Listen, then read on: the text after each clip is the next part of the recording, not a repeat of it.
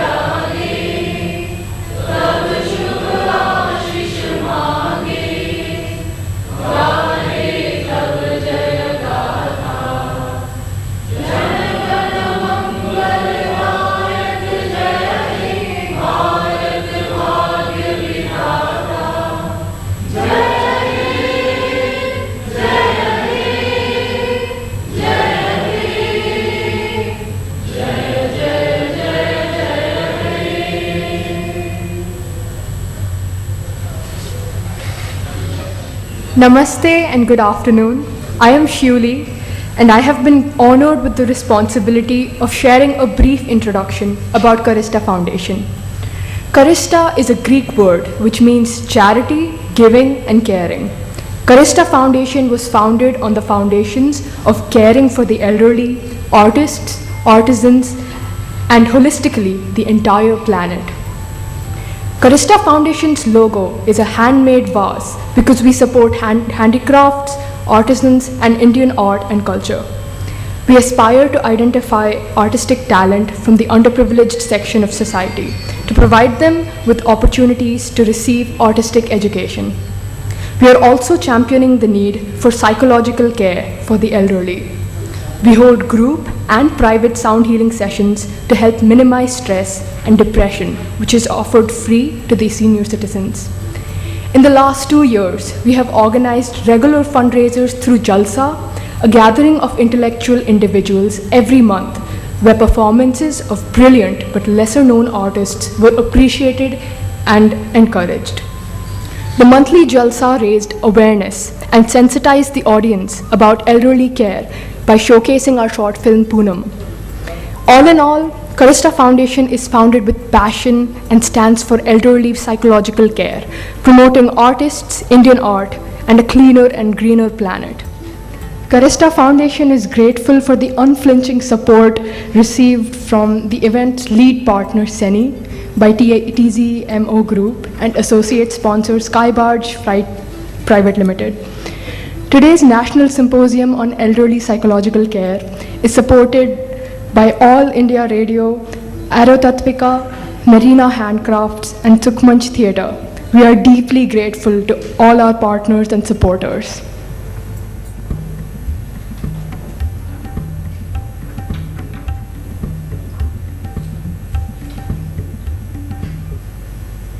My parents and my dear audience here, I would like to present this invocation song called Maro Pranam.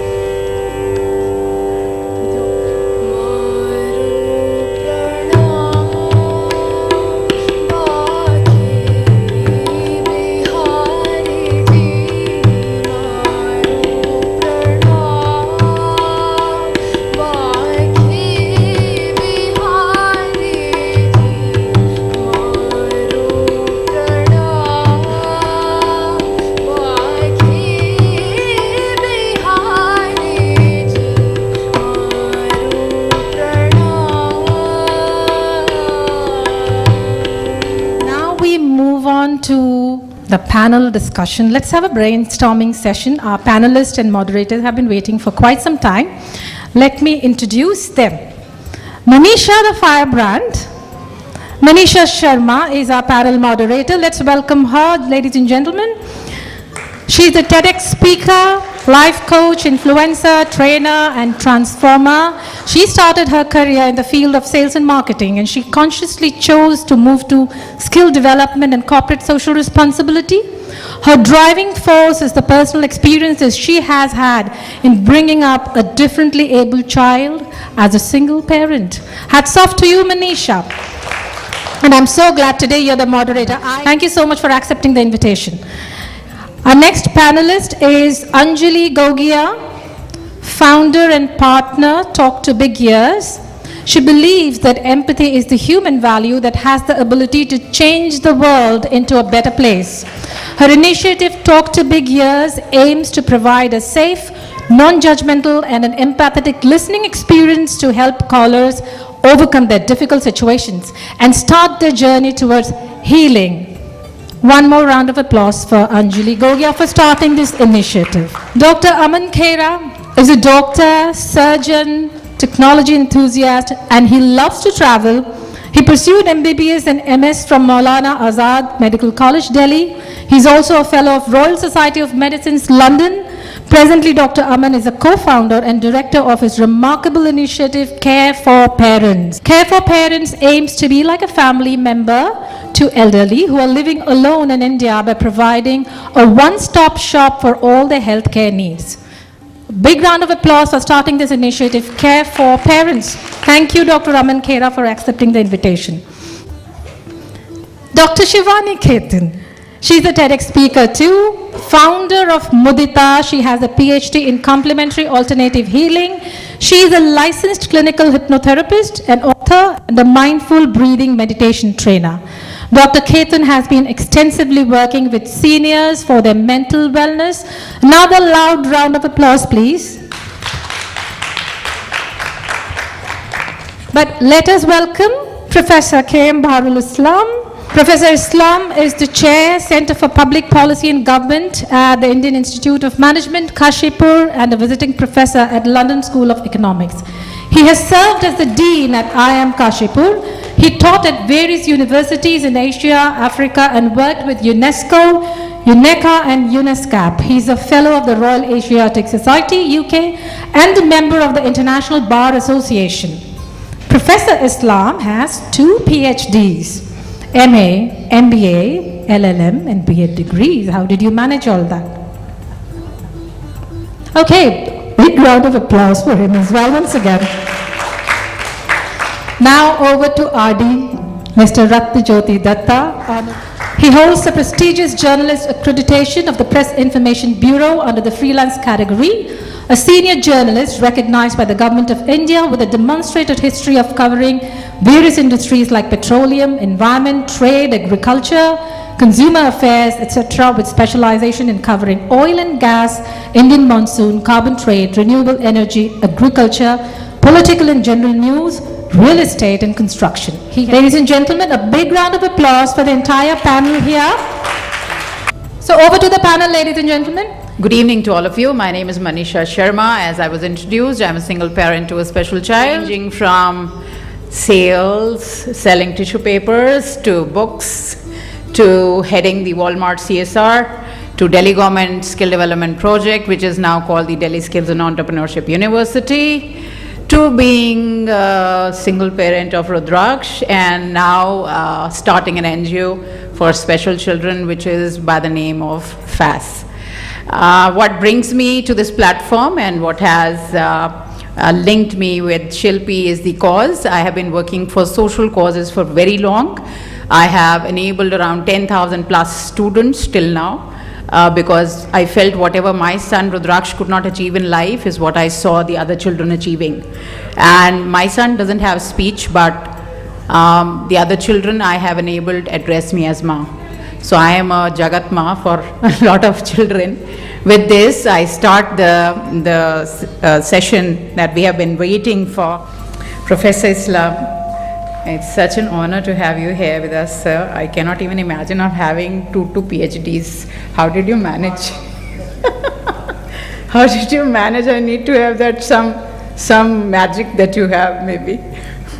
Okay. You have had such a rich global experience in your life journey, being on the academia side. I have been on the academia side, so that's common. Do you think the new education policy shall impact the social development in the country, specifically having an equal and inclusive society?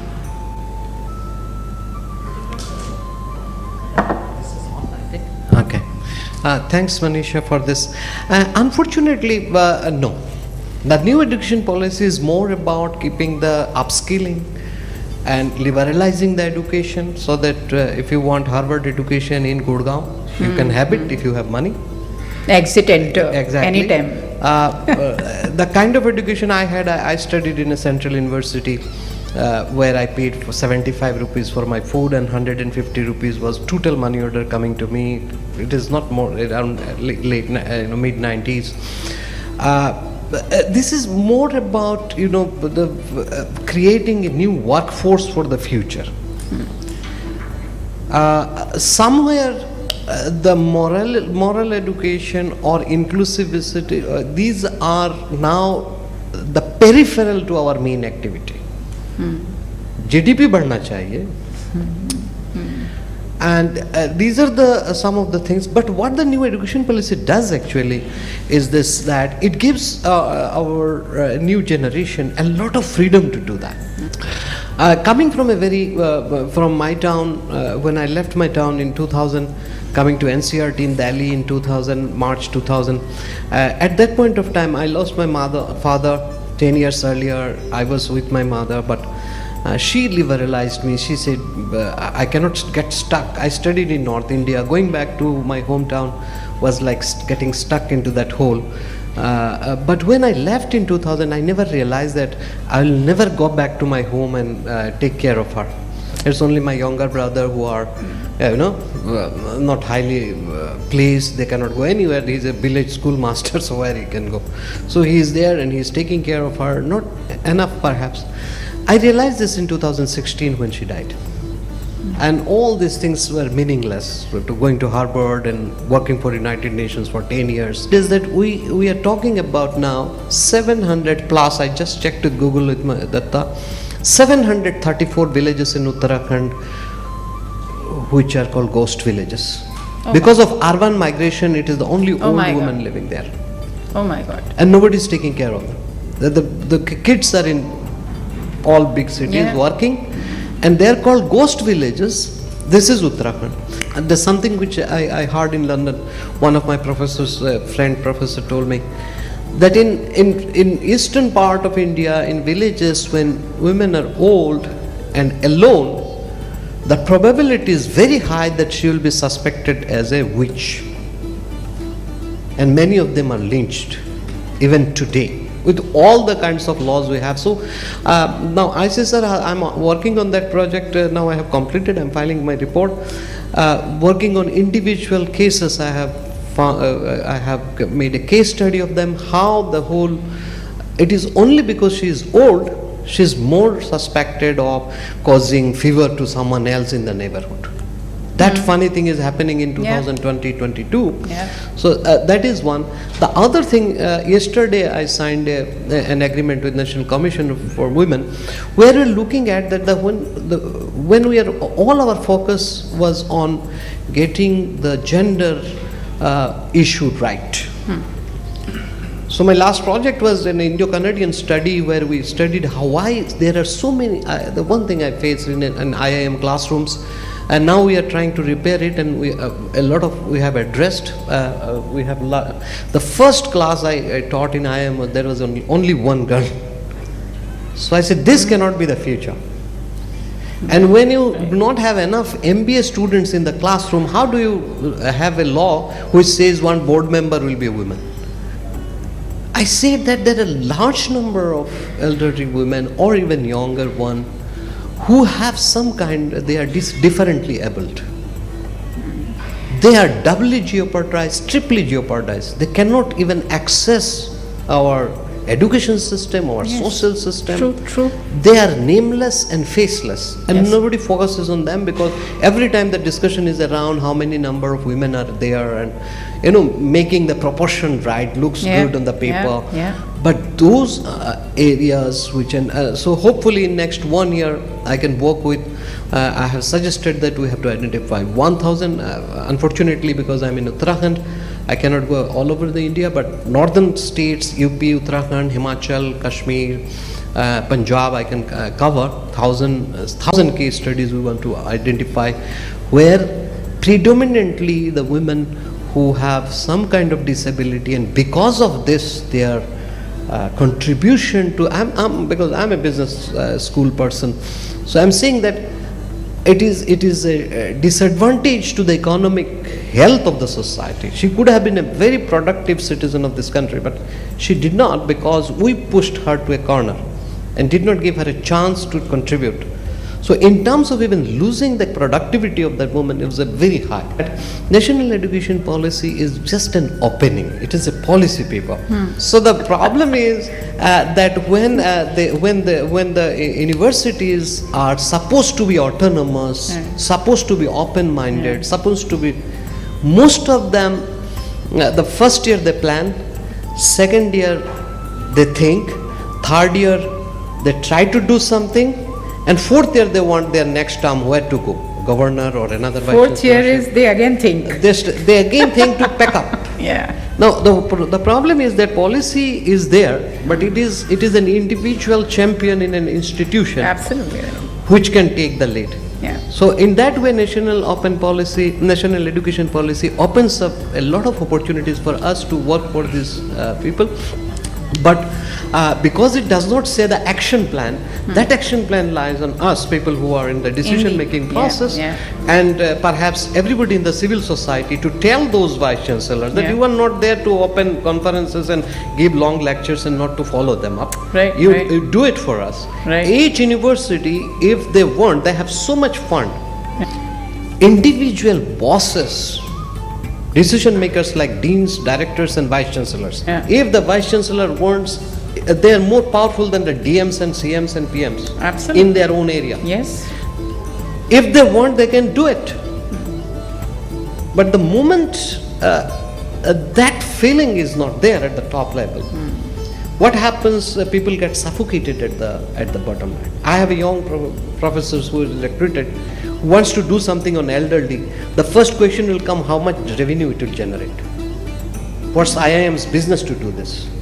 Why should I get into? Rather than open a branch in Dubai, get some dinar, more MBA, a branch in Gurgaon maybe, get a plot, invest some 10 crores, get 20 crores next year. That's how whole funny thing is happening. But hopefully things will change, because national education policy brings, at least it gives us the freedom to see the dream ahead. Absolutely. Earlier we were stuck. Yes. Now we can say Just that a ray we can of do hope that. is what. And that's why in an IIM we are doing study on witch hunt. The study, this study which I signed yesterday, it is on women with, it is called DAO, differently abled women's prospect in the society and their contribution to the economy. So these kind of works were not possible 2 years, 3 years down the line. Now I show them the national education policy, so at least they can see that the end of the tunnel, we are the society, we have to, beyond business there is human life outside. We have to think that. Right. Thank you very much. Thank you so much. Thank you so much, Professor Islam. I completely resonate with what you said, and that reminds me of my journey in Confederation of Indian Industry 2017. My mother had a left side partial paralysis, and I requested the company for a work from home, because till a DD, Deputy Director level, you don't have a team. So I was managing persons with disabilities, art, heritage and culture, and disaster management, and child rights and women rights, a lot of things on my desk in policy making and strategy. But I was not given work from home at that point of time, and I resigned. And I had the most educated lot of my friends in the profession telling me, Manisha, you are a fool. You're leaving job for your mother. This point, you are a deputy director CII, everyone wants to be there where you are, and you are resigning. And I think the only thought I had is that the mother who made me walk, if she is on the bed and not able to walk, I have no right to be going to office. So I did put down my papers, and I had my journey with Delhi government then. So I completely agree and resonate with what you're saying. Thank you so much. I just want to add something. Earlier, during my term as a dean of the institute, one thing I made it sure that the earlier the person was, I think it is Mitaji was saying, We now employ in IIM Kashipur, right now I have one. Earlier we used to have 3 during my time, now number is reducing. We invite senior professors to come as mentor professor. This post was not there. They always say industry professor or professor on rehire. I said they will be mentor. And we had 3 of the best professors sitting in their home. We call them out, give them a hefty package, and we just told them, just bless us. And this worked so well that some of our young teachers, they'd never seen an IIM Bangalore professor can be, we had an IIM Bangalore professor, IIM Calcutta professor, now we have another IIM Bangalore professor who are retired. That's a great and initiative. forgotten. Yeah. And this, I think many other institutes can do. Yeah. They're really genius people. That's a sitting in great initiative, Professor Islam, and the work you are doing in the space of research is wonderful. The day we will be developed country, we'll have Paris and London also. Oh, yes. You cannot have liberalization and Toyota car on your road and your children are not going away from it. So no, that will go together. And just give us 1 minute a story, but you cannot become very emotional with elderly care. When my mother died, I became so emotional. I searched out my teachers in Aligarh. I went to a teacher who was my best teacher, and I found him living alone.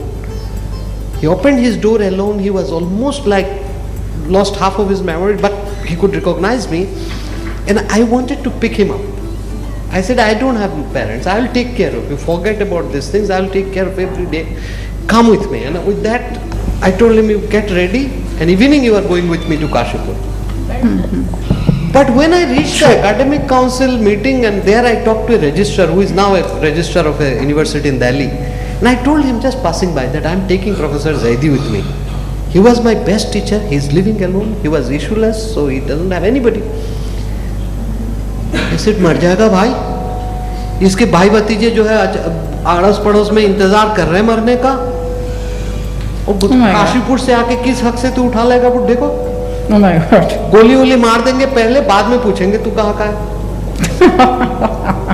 I realized, yes. Yes, The you're society right. is so complex कि मैं अपने teacher की मोहब्बत में ले जा रहा हूँ, कोई सोचेगा कि ये आकर के कोई yes. हमारे दद्दू को हटा रहे हैं, और सब इसके सारे रिश्तेदार आसपास। आपके दद्दू बन जाते हैं फिर। हाँ, बहुत। With a bang. So that day I realized that how much we have changed. Yeah. Saurav, आप book ले आए? Okay, so he is a debut author and he's written a book, and Professor Islam has written the foreword. Please do the honor of unraveling it. Your ally, your foe.